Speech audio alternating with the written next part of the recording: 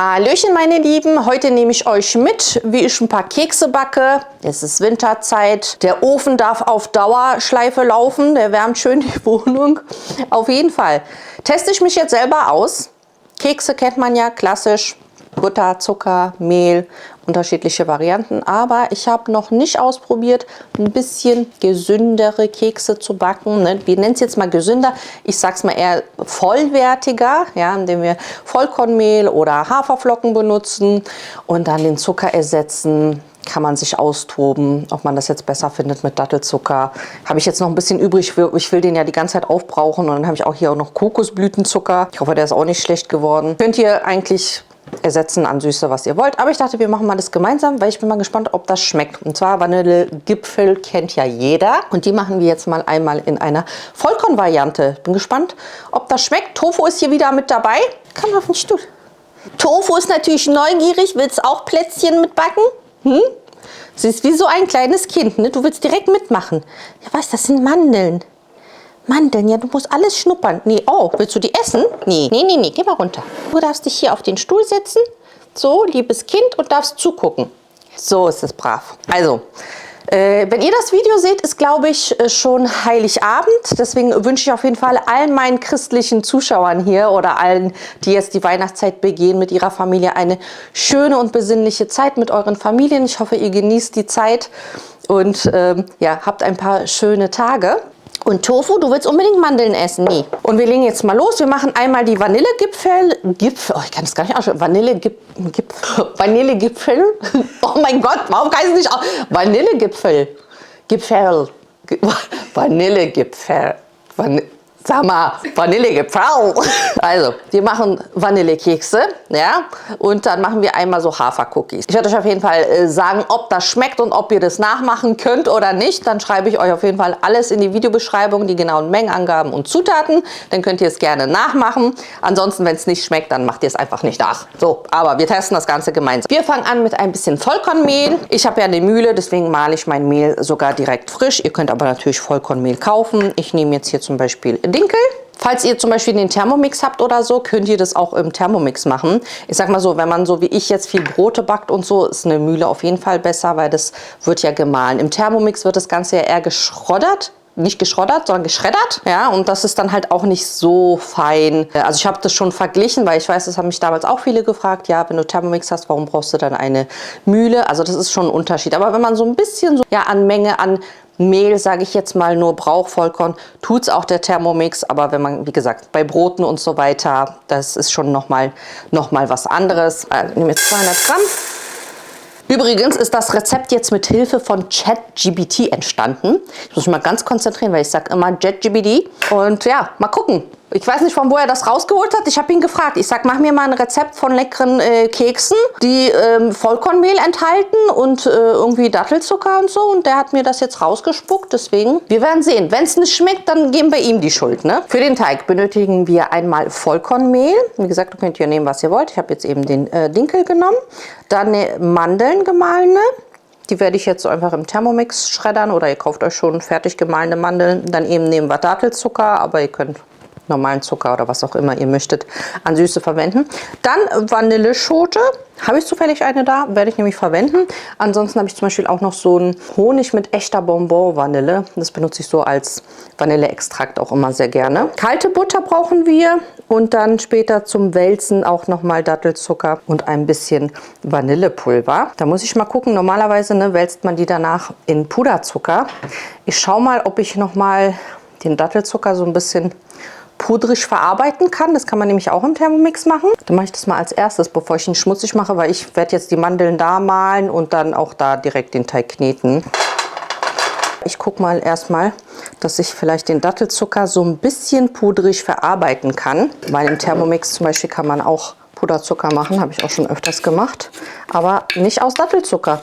Mal gucken, ob das was wird. Aus Dattelzucker, Dattelpuderzucker zu machen. Also es hat schon gedampft. Oh ja, also es sieht auf jeden Fall noch mal kleiner aus.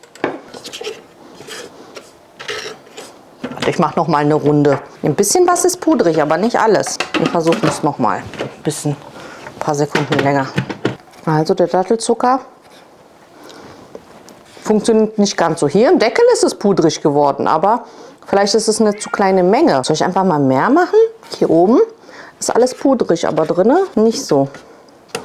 So, ja, siehst du? Stimmt, weil es ist zu wenig, das bleibt einfach unten auf dem Boden. Ja, semi-matt. Ihr seht, so am Deckel ist es richtig pudrig geworden, aber drinnen nicht alles.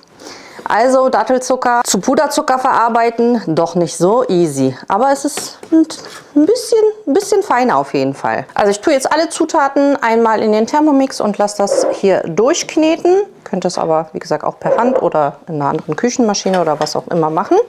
Teig ist durchgeknetet. Das natürlich, ne, das muss man halt auch immer bedenken. Nicht nur durchs Vollkornmehl, aber durch den Dattelzucker hauptsächlich wird es halt immer so ein dunkler Teig. Ne? Eigentlich sind die Vanillegipfel. Oh, jetzt habe ich es gut ausgesprochen, oder? Die sind ja normalerweise immer so hell. Aber ich finde, die Optik ist ja egal. Der Geschmack ist wichtig. So, dann knete ich mal den Teig nochmal durch. Und der soll einmal für 30 Minuten in den Kühlschrank und in der Zeit machen wir dann den Teig für die Hafercookies. Und dann ist nämlich alles parallel fertig und dann kann alles nach und nach dann eben in den Backofen. Finde ich ganz praktisch. Ich mache jetzt auch sicherheitshalber eben eine bisschen kleinere Portion zum Testen, ob das überhaupt schmeckt. Und das nächste Mal würde ich dann das Rezept auch verdoppeln.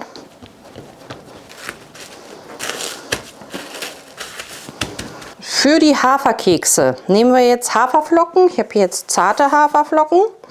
Dann eben wieder ein bisschen Vollkornmehl. Dann geben wir dazu Dattelzucker oder halt was anderes. Ich nehme jetzt dafür Kokosblütenzucker, Backpulver, Prise Salz, Vanille oder Zimt, weiche Butter oder Kokosöl.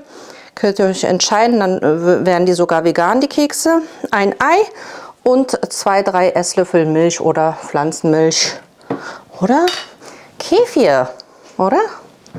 Würde doch auch passen. Salz, Backpulver, das ist ein Teelöffel. Ich nehme jetzt hier Vanille, Honig.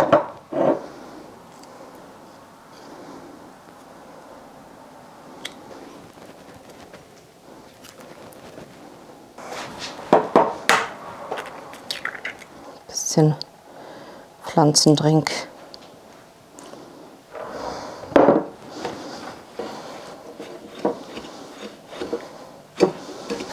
So, am besten gleich mit den Händen durchkneten. Der Teig soll jetzt 5 Minuten ruhen und dann formen wir Kugeln bzw. Cookies daraus. Dann mache ich so lange das Backblech vorbereiten und Backofen vorheizen. Also das ist auf jeden Fall eine sehr schöne, kleine, übersichtliche Menge, aber wir testen ja erstmal.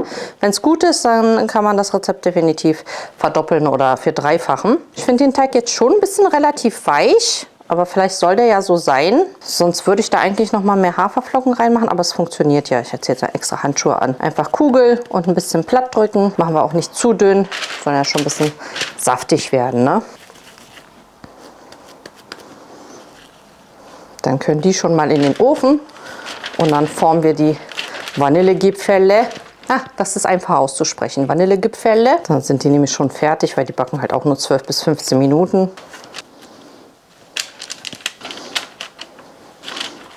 Na, haben wir ja ein Blech Kekse. Wir formen jetzt gleich die Vanillegipfel. Ja, die Vanillegipfel. Eine Vanilleschote kratze ich aus und mache die in den Dattelzucker. Oh Gott, Vanille, Dattel.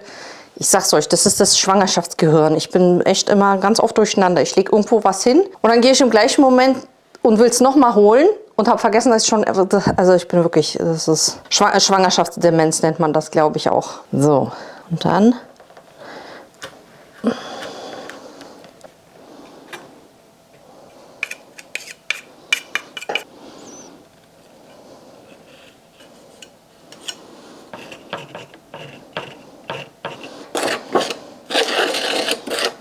na dann formen wir mal die Vanillegipfel. Oh. Desto öfter ich es ausspreche, desto besser wird's.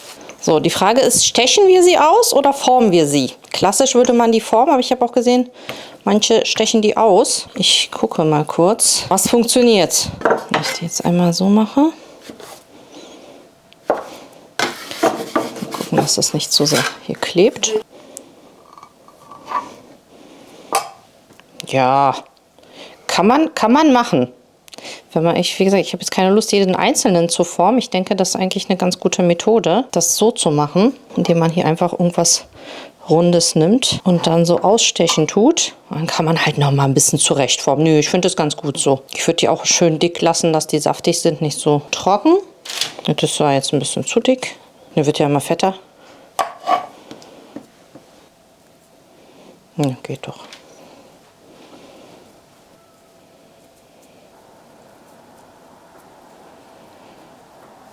Wie ich immer so schön sage, Übung macht den Meister. Die sind jetzt hier viel hübscher geworden. Direkt schon beim Ausstechen hat das geklappt. Das sind halt eher Monde, würde ich sagen, als Gipfel, aber...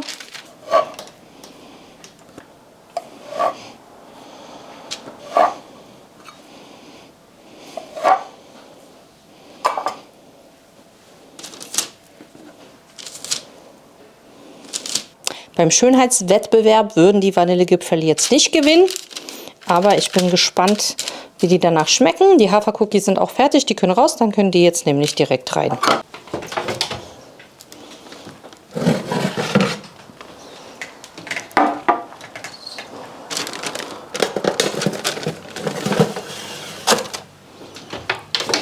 So, die Hafercookies sehen auch richtig aus wie Haferkekse. Dann hole ich die mal raus, damit die auch nicht aufweichen hier. Und lege die auf ein Abkühlgitter. Aber die sehen schon mal gut aus. Die gefallen mir. Da bin ich mal auf den Geschmack gespannt. Ich finde, da kann man auch super schön variieren. Da vielleicht auch noch so Nüsse oder Rosinen reinmachen. Oder die dann auch noch mal in Schokolade tunken. Weil das war auf jeden Fall super schnell gemacht. Also einfach alle zusammenrühren, Kugeln machen, ging schnell. So, die Vanillegipfel sind fertig. Das sind Vanillemonde, nennen wir es, glaube ich. Ne? Gipfel sind eigentlich schon so ein bisschen schmaler. Bei mir sind es jetzt Monde. Also, die soll man ja jetzt so heiß in den Zucker-Vanille-Mischung ja so ein bisschen wälzen, dass das so ein bisschen dran haftet. Ja, haftet gut. Und dann packen wir die zur Seite zum Abkühlen. Oh, der erste ist schon kaputt. Super.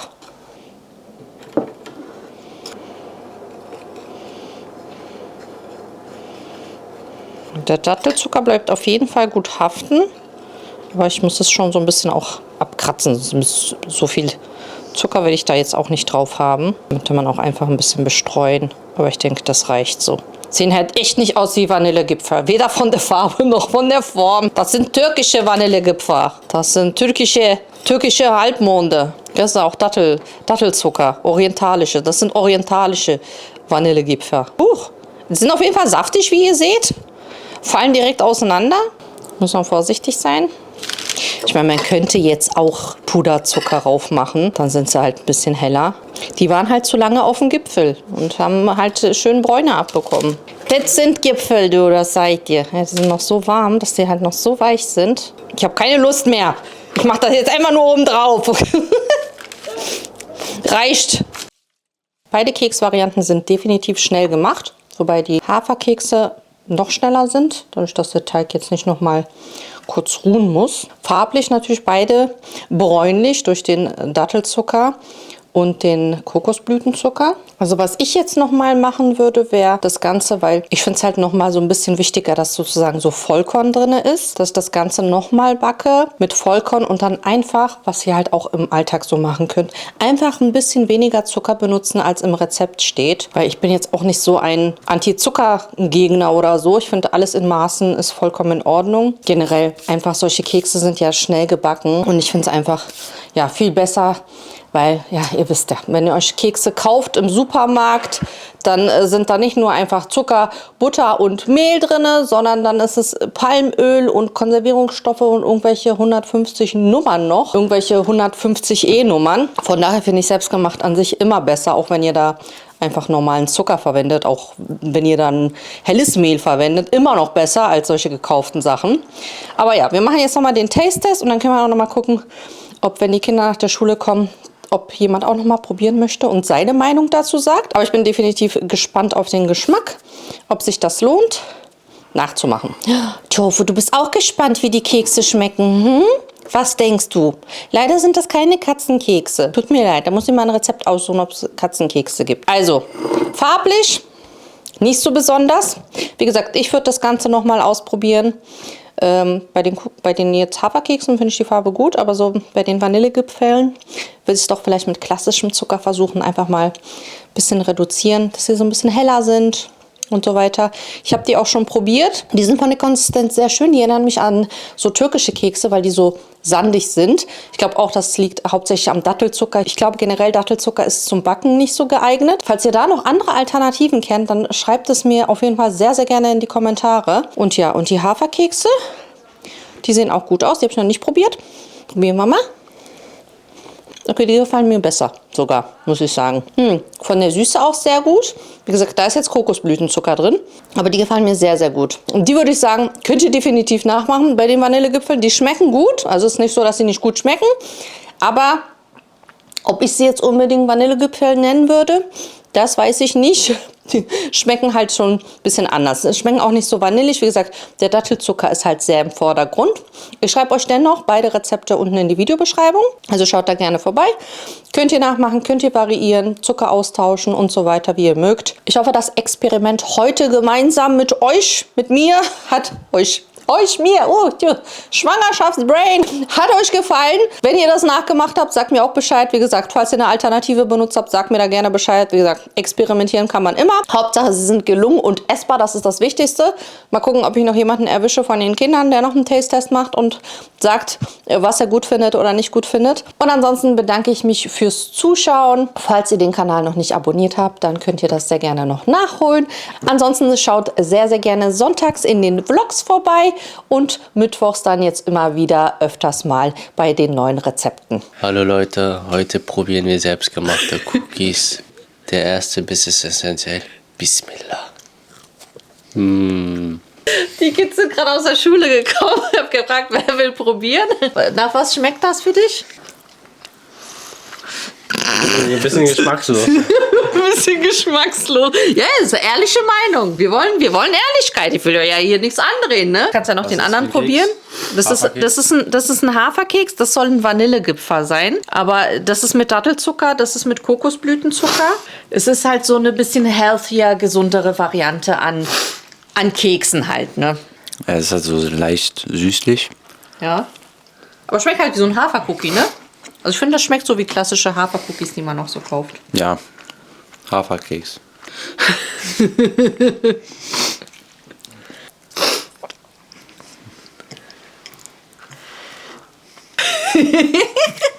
Ey, die sind so riesig. Guck die mal an, wenn ich schon so stehe. Ich komme hier so. Ich halte mich ja für eine relativ große Frau mit meiner 1,70. Aber wenn ich jetzt zwischen meinen Söhnen so stehe, dann habe ich so gefühlt, bin ich so jetzt. Früher hast du auf deine Kinder so runtergeguckt, jetzt so. Und? Also Der schmeckt besser. Ja, schmeckt besser? Ja. Ja, auch? Hafer. Okay, seht ihr, also haben wir den gleichen Geschmack. Ich fand auch die Hafercookies jetzt besser als die Vanillegipfel. Aber ich finde, das liegt ein bisschen auch am Dattelzucker. Also die sind jetzt auch nicht schlecht, aber... Ja, ich würde die aber trotzdem, können wir trotzdem jetzt zum Tee werden wir die aufessen. Ne? Das ist zum Glück kein Problem. Ne? Und gut, dass ich jetzt auch nicht so eine Riesenportion gemacht habe. Warte, ich glaube, unsere Zuschauer wollen auch einmal probieren. Vielen Dank für den Taste-Test. Möchtest du noch was dazu hinzufügen? Ich danke Ihnen. Sie danken mir. Ja. Ich danke Ihnen für Ihre authentische und ehrliche Meinung. Haben Sie noch irgendwelche Wünsche? Soll Mutter die Tage irgendwas machen? Special Keks? Liebe Grüße an die 1021. Okay, gut. Willst du auch noch jemanden grüßen? Nee. Okay, Dankeschön. Bis zum nächsten Mal. Tschüss.